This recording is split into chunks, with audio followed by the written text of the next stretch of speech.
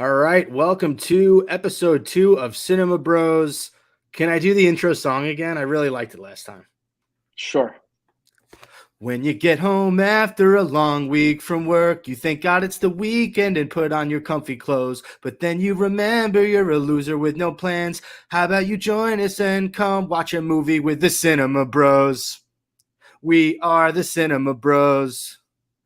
If you're a fan of The Matrix and the Blue Steel pose, heat up some popcorn and come listen to our show. It's called the Cinema Bros. No. You should in post edit a little music behind it.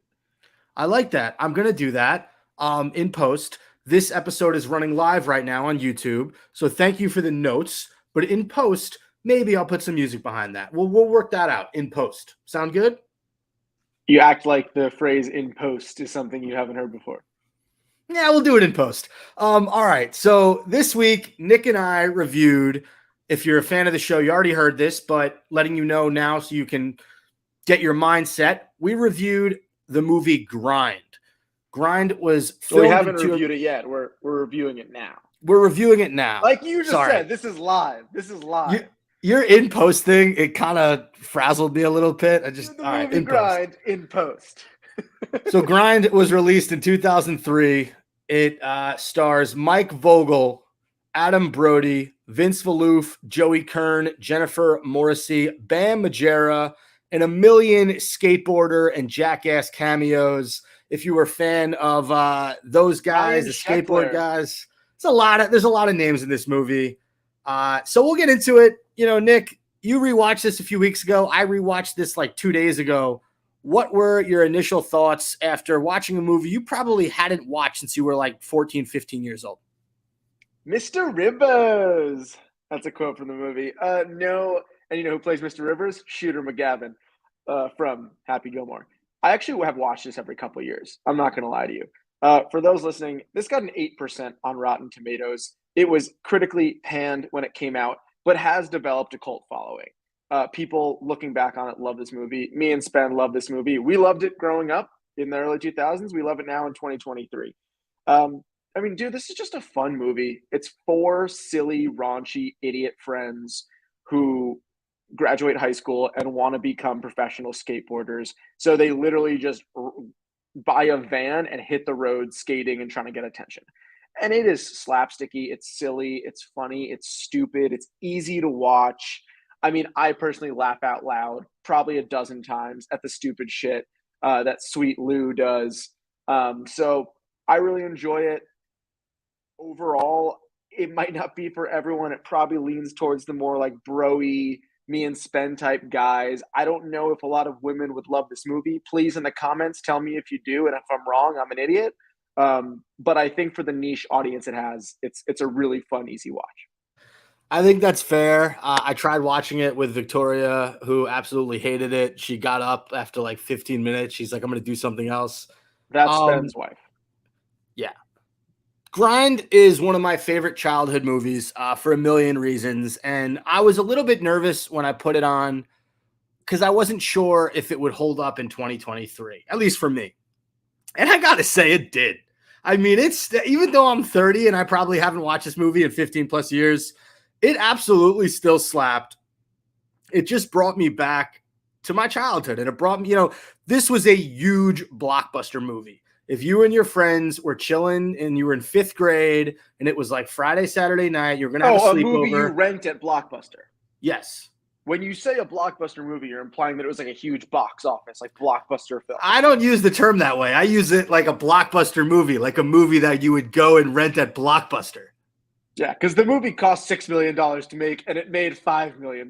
So it wasn't like a blockbuster hit, but I understand. Right, but like it was a hit in the store, Blockbuster. Anyway, no, it was just, it was a great movie to watch when you were growing up. But at the same time, I love the cast in this movie. I really do. I think everyone plays their part perfectly. The 4 guys, right? Eric, the main guy, he's the leader. He's the alpha male. Not much to say there. Mike Vogel, Adam Brody, who's made a name for himself throughout the past 20 years. He's your nerdy, he wanted to go to college and get a degree, but he's being dragged by his friends. He literally gets kidnapped. He has to go. in the van with them. You have Matt, who's played by Vince I think it's Maloof. because you need 4 skateboarders to be on tour. Right, exactly. Okay, thanks for explaining that to me. Wasn't sure how the skateboarding tour world worked.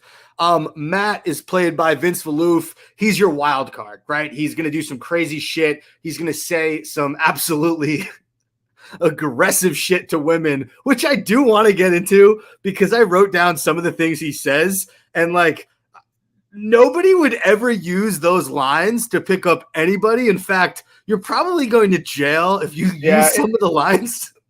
There's some, I mean, listen, we see this a lot with comedies from the early 2000s, and there's directors like Todd Phillips who did The Hangover who don't want to do comedy anymore because he thinks it's gotten so PC. But you see a lot of jokes that you cannot make today in these types of movies. With that said, a lot of the jokes are funny, but I understand, there is a line that could be drawn.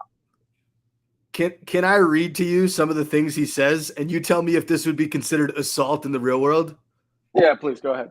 So Matt aggressively goes up to a woman. He fake honks a stranger's boob and goes, "Mommy!"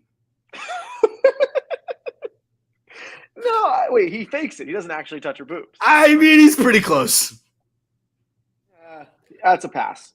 Okay, then he goes up to a group of 3 women and he goes, "Release those twins." Doesn't he say something like, I work for a foundation called like the Releasing the Twins, like, and then he looks at her boobs and says, "Can you release those twins?" Yeah. I mean, out of context, in context, whatever, it means the same thing. It is a man film. I was just concerned. What were you gonna say? Is it also safe to call it a stoner comedy? No, not at all. There's no weed in the movie. First of all, is that true? Yeah, 100%. To me, though, it gives off the vibes of a bunch of like high school stoner skateboarders. Like I would see stoners enjoying this movie. But when you and I watched this movie, we were like 11 and 12, and neither of us had even learned about marijuana at this point. No, I was concerned he thought that those moves would work, or like the director's like, I'm gonna make him say these lines that like maybe would work in real life. That was wild to me. And then finally, the 4th guy in the crew. He's your ladies' man, Sweet Lou, played by Joey Kern. Most of you guys will actually recognize Joey Kern. He is in the beginning of Super Troopers. He is literally the stoner in the car that they pull over and do the littering and bit with. So he's also in one of the worst movies I've ever seen that I never want to review on this movie? The Sasquatch Gang. Oh, we might have to review it now. Joey Kern, Justin Long. Dude, it is. Hold on. I watched this movie and I actually... No, it's Jeremy Sumpter, Justin Long, Joey Kern. It's from 2006. It is, oh my God, it's a group of friends think they found signs of Bigfoot, and it is the most unfunny, awful, stupid movie. It is like if Grind didn't have one funny aspect to it. We might have to watch it now that you've said that. Sasquatch Gang, I hope not. We'll see. So those are the 4 guys. I thought that they were cast perfectly. And it's funny because, like, you don't hear about, other than Adam Brody, you really don't hear about any of them these days. Like, I saw Mike Vogel was on some random show that my wife Victoria watches called Sex Life on Netflix, and he just played the husband who literally gets cucked. So anyway, I think this was, outside of Adam Brody, this was the three guys' peaks in their career, if you asked me. Jennifer Morrissey played a really good, love interest in this. She is, on tour. Basically, you missed the part when you explain the movie. They're following this famous skateboarder named Jimmy Wilson, who they want to sponsor them and make them skaters. Now, Jimmy Wilson, ironically, I thought this was awesome. Do you know who plays Jimmy Wilson? Yeah, with Jason London. And what movie is Jason London the main character in? Mallrats. No, that's Jeremy London, his brother. Fuck. Jason London's the main character in another X Games movie called Out Cold. Yes. All right, I got it. Yes. So I thought that was funny because, yeah. I know before you get into Jason London, because I love Jason London, he plays Jimmy Wilson, the pro skater. Jennifer Morrison, who plays the girl on tour who ends up being the love interest of the main character. For people who don't know who she is and you're not Googling her, she's the blonde woman named Zoe in How I Met Your Mother, who Ted falls in love with because she wants to save the Arcadian she's the one who wants to like save the old architectural building that they want to knock down and have Ted build. So she's in like 15 episodes of season 5 or 6, whatever it is, if you're trying to picture her face. Sorry, I just wanted to give some context. You can keep going. Did not realize that was her. I know her as Joel Edgerton's wife in the movie Warrior. Good reference. Okay, Jason London, I thought it was interesting. He's in this movie as Jimmy Wilson. He's the star in Out Cold. Out Cold was a snowboarding movie that came out, I want to say a few years before this, maybe 2000, 2001. Nick, you're going to look that up for me. But 2001, Cold, great movie. 2001. Great movie. Awesome. What's a better movie, Out Cold or Grind? It's really hard. I just haven't seen Out Cold nearly as many times or nearly as recently. So like right now I'd be more interested in seeing Out Cold because I miss it and I really love that movie. But I guess I've just watched Grind so much. So what does that tell you? Like Grind's always been my go-to. Is Out Cold the next movie we review? We'll have to talk about that in post. It's just so similar to Grind. We might want to put some movies in between it. Maybe not. So yeah, Jason London, I thought that was cool. My first thought, Nick, when watching this movie, and we're going to get to our ratings at the end. I do want to give ratings, but I think we're talking a lot about the movie. We'll give them at the very end. Is skateboarding a thing anymore? Like normal skateboarding? Because I'm watching this and I'm thinking, like, when was the last time you heard anything about anyone skateboarding? Well, all right, two things. Yes, it's definitely a thing. There's definitely professionals competing at the highest level. Right, I mean, dude, we thought it was really cool when we were kids. Tony Hawk's Underground just came out. We loved playing those games. There was something almost like badass about it because you and I both knew we were never going to do it. So it was cool watching like insane tricks and guys like Bob Burnquist, Bam Margera kind of like rise up in that skating world. And they kind of defined like Tony Hawk, right, is like the father of modern professional skateboarding, streetboarding. I think it's like there's a difference between like obviously like the half pipe stuff and then what he does, which is like street freestyle. I'm not going to fucking know the exact terminology, but anyway, I think it's still a thing. I just think it kind of passed that cool like wave of it's big because it just everyone now knows about it and they're making games and they're watching it. Like that stuff kind of passed a little bit, but it's still definitely out there. I mean, you got a movie like mid 90s that Jonah Hill made about skateboarding in the 90s and a bunch of kids coming of age and doing it and it being a really cool teen experience, kind of life lesson. But to me, the fact that it's skateboarding is like the iconic skateboarding film, right? Because I think about other movies and there's so many good sports movies, right? Did you ever there's see Dogtown? Because that's the only other skateboarding movie I think of, and I've never actually seen it. No, and what's the movie? It's called like Kids or something. Spike Jonze, like first movie. It's supposed to be about like, let me see. Yeah, I'm A Day in the Life. Yeah, Kids. A group of teens as they travel around New York City, skating, drinking, smoking, and deflowering virgins. Yeah. But that's like that's a more like fucked up movie about shit in the city, like that happens, like bad stuff. Grind to me is a skateboarding movie that makes skateboarding seem like the coolest, most fun thing in the world. And at the time where it was kind of a thing that people were just learning about, like for me and you, for example, that's when all those pro skateboarders and all these video games were becoming a thing. We thought it was really cool. This movie kind of came out and it was a bunch of high school dumbasses like us who just wanted to skateboard, have sex, and be stupid. And obviously we didn't skateboard, but we like all that other stuff and drink and party and goof around with your buddies. It was kind of that quintessential skateboard movie.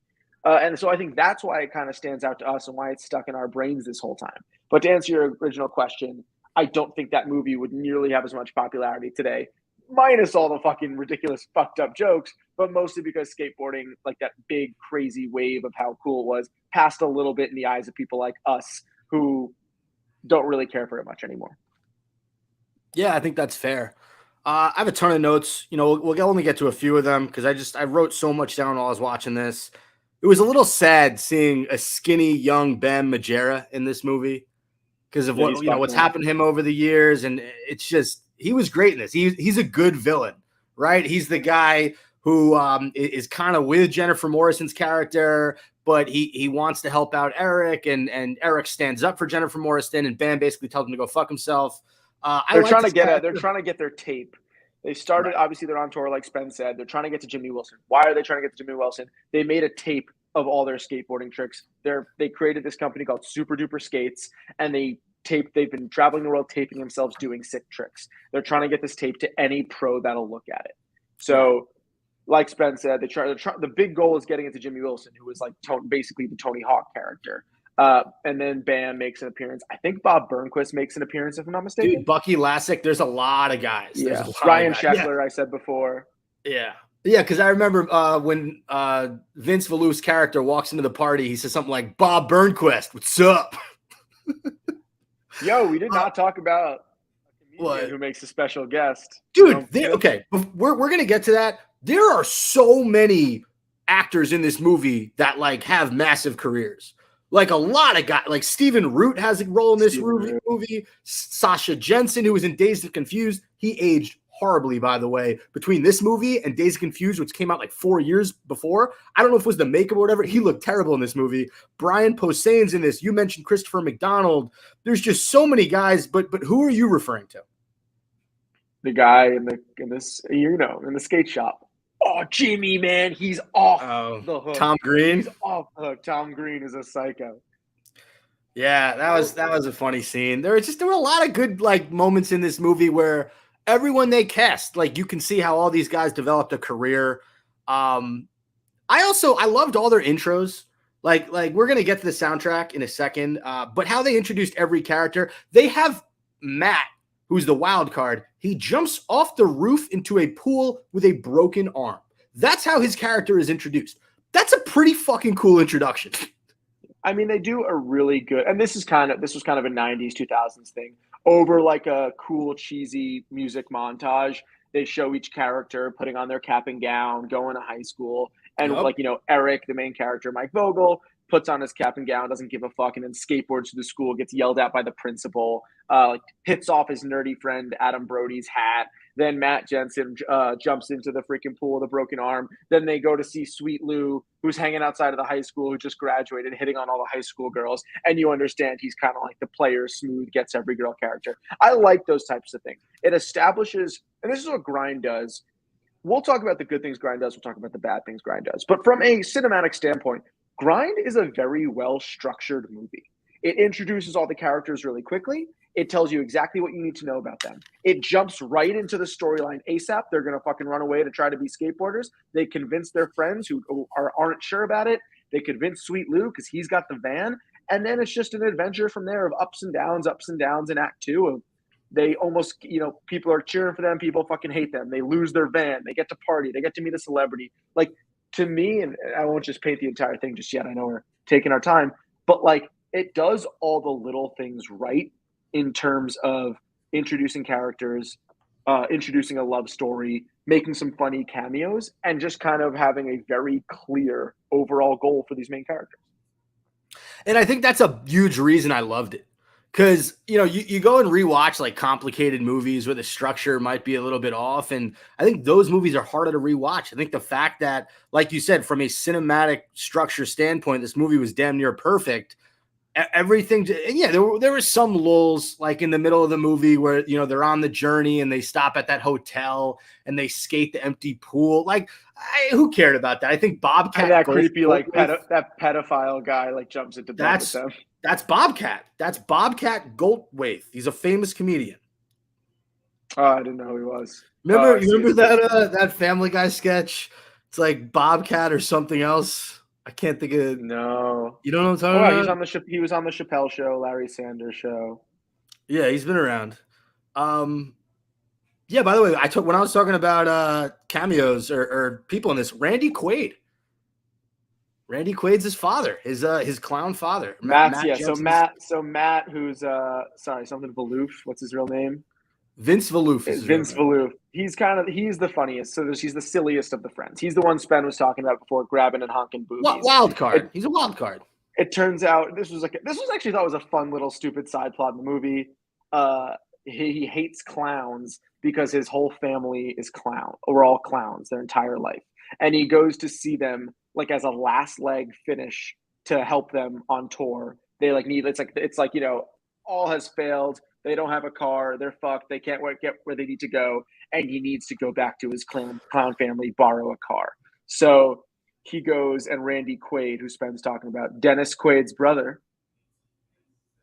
Yes, is it? It is. That's correct. He plays his father, and you'd recognize Randy Quaid. You know what I'm thinking Randy Quaid's from? No. The fucking weird spaceship alien movie. What are you talking about? Oh, come on. It's not. Is it Eddie Murphy? You talking about All Pluto right. Nash? Yeah, Pluto Nash. Dude, I haven't seen that movie since I was like 11. That's not a movie that I'm There's Pluto rewatching. Nash, 2002. Action comedy on the moon in 2087. Yeah, and Randy Quaid plays Bruno. Do you remember that? Barely. I remember the movie. I said Pluto Nash, but I didn't Yeah. remember Randy Quaid being in that. Everyone knows Randy Quaid as the alcoholic father from Not Another Teen Movie. No, I know him from Pluto Nash. You know, from Pluto Nash. By the way, apologies. It says Barbie review in the corner. I got to figure out how to get rid of that because we're obviously not reviewing Barbie this week. By the way, I want we talked about Sweet Lou for a second. I loved his character. I think that it's great when you can have someone like that and pull it off. Rewatching this in the beginning, I was annoyed because they made him very much like McConaughey's character from Dazed and Confused in the beginning, right? Because Dazed and Confused came out, I think, a few years before this, and McConaughey's thing is he loves younger women, and literally there's a line where McConaughey says, I get older, they stay the same age. And in this, the very beginning scene with Sweet Lou is he's an older guy hitting on high school girls, and you hear him say something like, man, I just love watching the crop roll in. And like, I thought that was a little played out. I'm not a fan of that. I did love, however, and I know you love this line when the girl comes over and because he's got a girl for every day of the week. And he goes, hey, Wednesday. And she goes, my name is like, Cindy. And he's like, right. And then, all this stuff happens. Her dad shows up. He's going to beat. He goes, it's okay. He goes, I Sandy, love that. yeah. He goes, hey, Wednesday. No, Lou, it's Sandy. Oh, right. And then she goes, you want to hang out today? He goes, I told you we'll hang out on Wednesday. And then the best part of that is when her father shows up, he's going to kick the shit out of Sweet Lou. That's when Sweet Lou decides to become part of the super duper skate team. They run in the car, they run in the van to escape from the father. And you hear this woman just go, bye, Lou, call me on Wednesday. Yeah. I thought that was pretty good. Right. And again, when you're a teenage boy and you're watching this cool guy get the girl and then go on a skateboard tour, like it seems like the fucking life. Yeah. So I think that's one of the big reasons we love the movie. My favorite Sweet Lou scene in the movie, though, is when they get into it. What's up? No, keep going. I'm listening. They go into a club. They sneak in, and we haven't even mentioned their enemies, the wankster rappers who are hilarious. Love those guys. So they have an arch nemesis skate team who's on tour trying to beat them, and they're four white guys dressed like gangsters in headbands and turned around hats, basically racistly playing stereotypical black men. And these white guys why you in my grill? Why you in they're just playing all up in my business. Yeah. It's just come on. It's almost like some from White Chicks. They just sound. By the way, time out. They could have cast 4 black guys. Yes. Right? But that would have been much better than exactly. But they cast these 4 white guys pretending to be just badass athlete, basketball, gangster types, whatever it is. It was hip hop culture in skateboarding. That's what it was. Yeah. And so there's a scene where their enemies, the kind of the gangster skaters, sneak out of a limo into a huge club. And then our 4 guys who we're following sneak into the limo and sneak out of the limo to pretend they're with them. And they all walk into the club. They all basically get into the club. They're trying to talk to these pro skaters, probably 70% of the way in the movie. They're trying to get their tape to the pro skaters. They won't listen to them. They end up having a huge choreographed dance scene. What's the song they danced to? Bust a Move by Young MC. And they do this. I mean, I love something like that, right? Your main characters at the height of the movie bust out this fun choreographed dance. They're all doing it. They're all pointing at each other, doing the worm. It gets them kicked out of the club. So they get kicked out of the club. They get pushed out, but they're laughing because they had a grand old time. And outside of the club, they're sitting on the curb and they're still messing around like, man, that was really cool. And someone goes, where's Sweet Lou? And they look up, and in the silhouette of the window of the club, you just see a shadow of Sweet Lou in dance move smacking a girl's ass. and you're like, man, Sweet Lou is the coolest guy ever. Yeah, I see. I think Sweet Lou's best scene is the intro. Even though I hated it, I still think he's the best in the intro. Um, my thing is, so I want to get the soundtrack is the last thing we're going to talk about, but the end of this movie to me, it's so perfect. So there's this huge skateboarding event in Santa Monica. They skate the event. They get in because Jennifer Morrison's character helps them get in. She's like, everyone should have a chance. So they get At in. this point, she's kind of in a couple with the main character. Yeah, her and Eric are right. So they skate this main event. The goal is they want to get noticed by, as Nikki mentioned, Jimmy Wilson. They want him to notice how good they are. He doesn't see them skate. So afterwards, the rival Wankster crew meets up with our four main characters, and the leader of our crew, Eric, and the leader of the Wankster crew, they have this skate off. It's such a good climax to the movie. On like it's this so huge good. half pipe. They're doing these crazy moves. Basically, the main character punks out the rival. Everyone celebrates. It's such a unique scene. And the song that they play, can you tell me the name of that song? During the skate montage or after? I never knew. It's called Boom by POD. Okay, no, I wouldn't have gotten that. Dude, when I say, so I'm a lot different than most people in the sense that I relate a lot of songs to movies I've seen. That's just how I am. A song called 110th Street by Bobby Womack. It's an American Gangster. It's in Jackie Brown. It's the reason I love that song. And I'm like that with a lot of songs. This soundtrack from Grind is so fucking good, Nicholas. It's so good. Let me read to you some songs from this soundtrack. This is my favorite soundtrack of my entire childhood. You have Boom by POD in that last scene. You have Shinedown the band is Shinedown, one of my favorite bands, and the song is Fly from the Inside. In such a cool moment where Eric does something to try to get noticed by Jimmy. He doesn't get noticed, but they play that song. Headstrong by Trapped. That is playing when they're at the event in Santa Monica. I'm Just a Kid by Simple Plan. We mentioned Bust a Move by Young MC, and then a few others. You have The Jump Off by Lil' Kim, Get Busy by Sean Paul. Those two songs play at the big skateboarding party. And then finally, Fever for the Flavor by Hot Action Cop.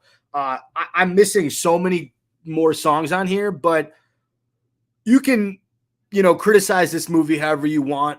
Their soundtrack was fucking awesome, and you'll never convince me otherwise.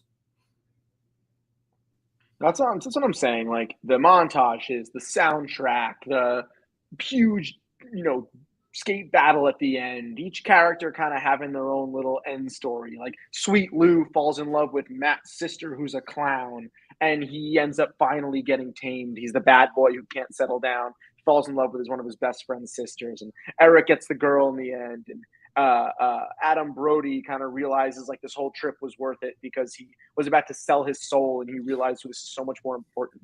Well, the ending. Did we talk about the ending yet? We didn't get to the ending. I think as we do in this episode, we're building up to the ending. We're building up to it.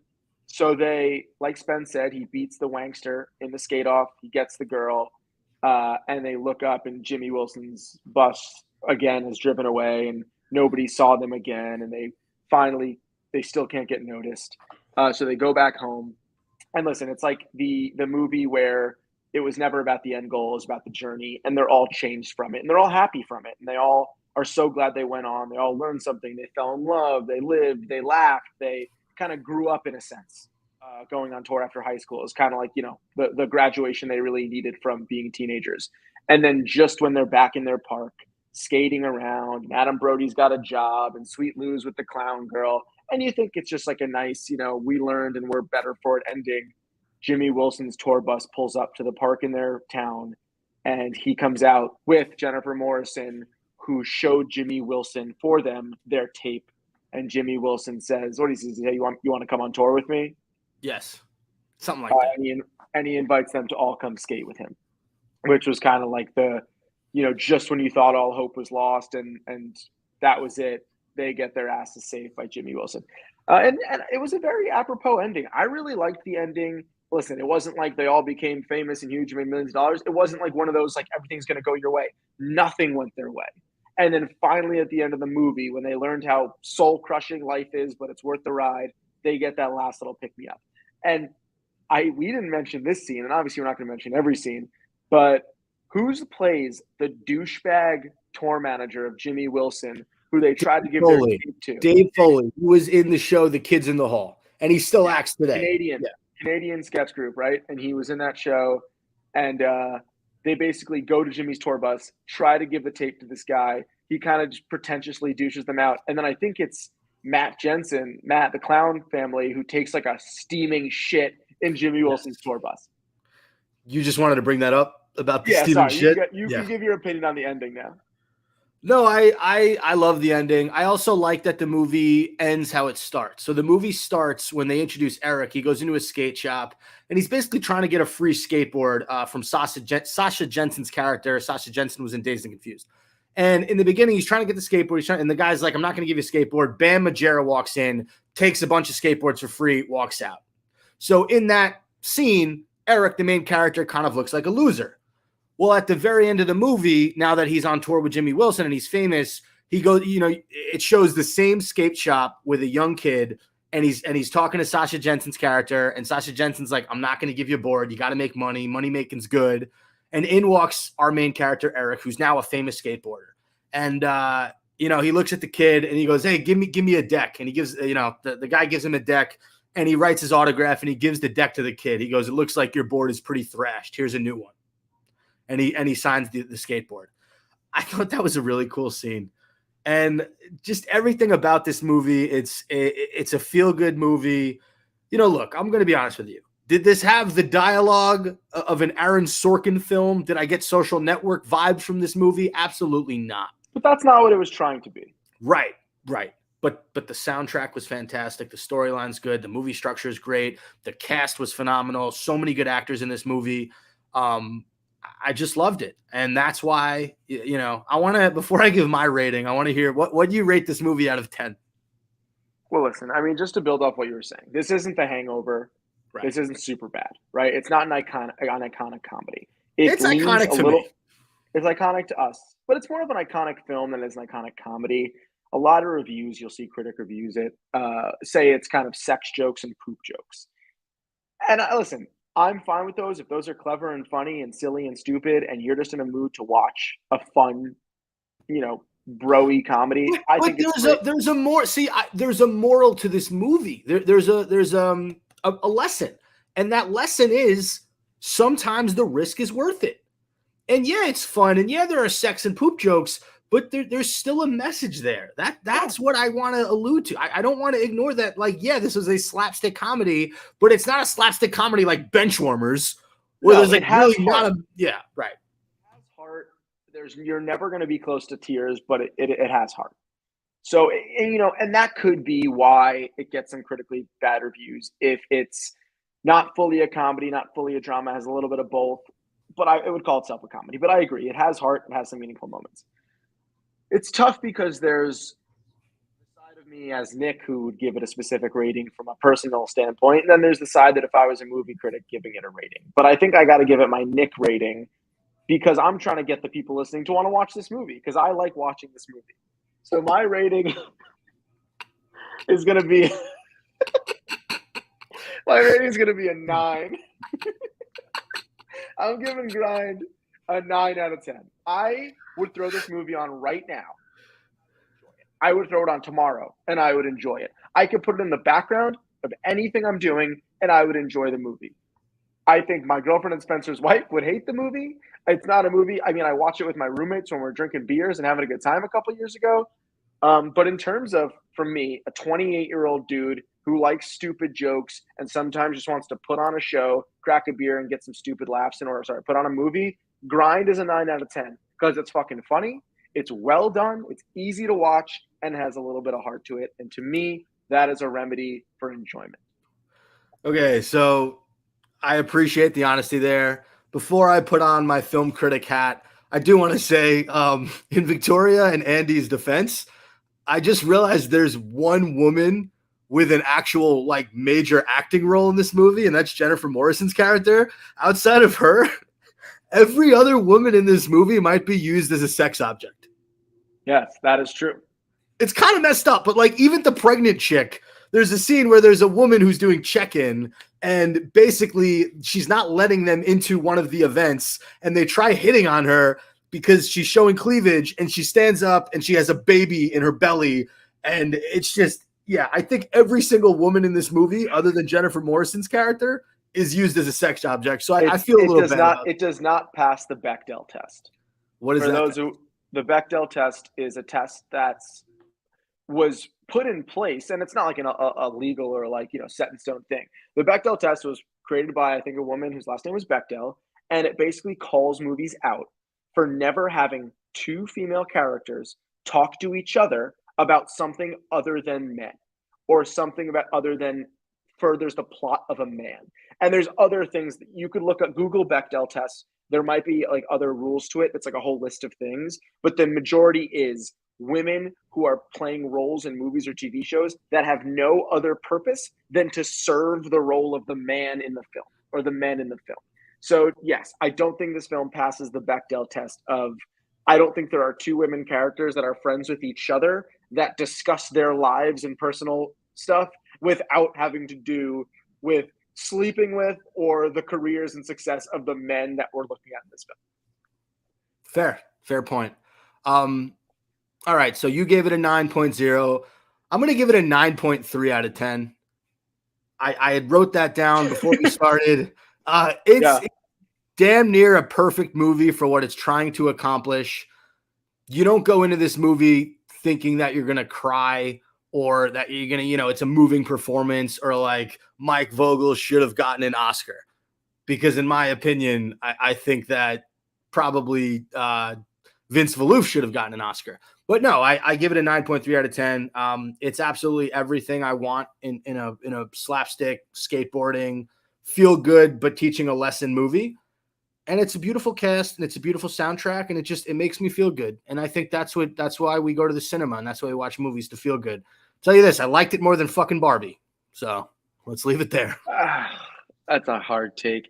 Listen, if you're a guy who's 12 to 40 years old, watch this movie. I would recommend if you're not a dude or don't like really dude things, you might not like this movie.